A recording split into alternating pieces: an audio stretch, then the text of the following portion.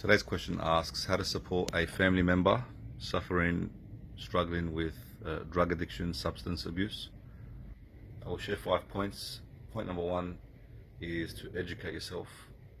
Learn about the signs and the symptoms of substance abuse so that you can see if your family member, your loved one, is exhibiting those symptoms.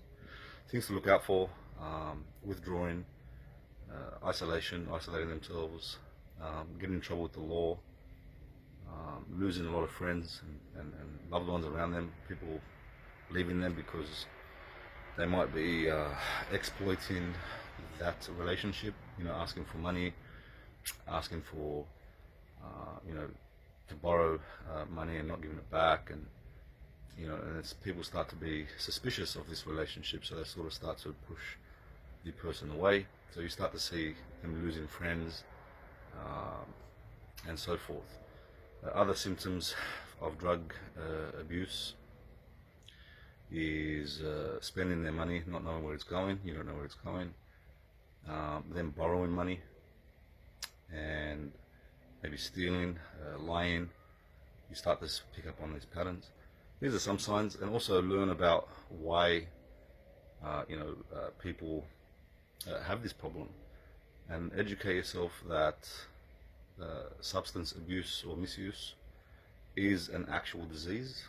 So you would treat that person the same way you would treat someone with a physical disease. So obviously someone with cancer or someone with a physical disease, you will treat that person, that loved one, with compassion, with love, with care.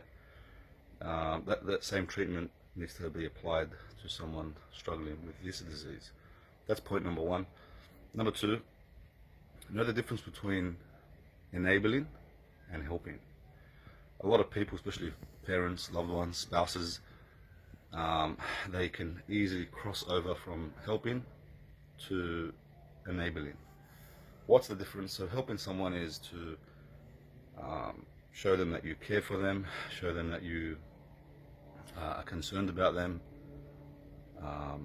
offering them help, leading them in the right way, directing them to get help. Enabling is where you know that the person is using that money to buy drugs or to use it in gambling or whatever, and to spend it, on their addiction, and they keep on asking you for money and you keep on giving them. This is a form of enabling. Another form of enabling is putting up with inappropriate behavior, physical abuse, putting up with all sorts of violence, and just not taking them or not setting boundaries with them. So that's point number two. Do not enable, but help. I know the difference between the two. Point number three is don't blame, judge, criticize when you're giving them advice. This tough love approach that we all apply with our loved ones doesn't work. While it might work in some situations, but overall it does not work. Okay, so you need to treat them with compassion. You need to tell them that we are concerned about you. I am concerned about you. I love you. I care about you. And I'm here if you want to talk to me. So don't judge them. Don't shut them down. Allow them to dialogue with you. You got to understand they're trying to numb that pain. They're trying to numb the emotional pain, the physical pain, all that suffering that they're going through. So offering them a platform, a space for them to talk to you, is the start to recovery. It's the starting point. So that way they know, when they want to take that step, who to go and see. They don't want to go see someone who's judgmental, who's going to put them down and say, "Oh, see, I told you."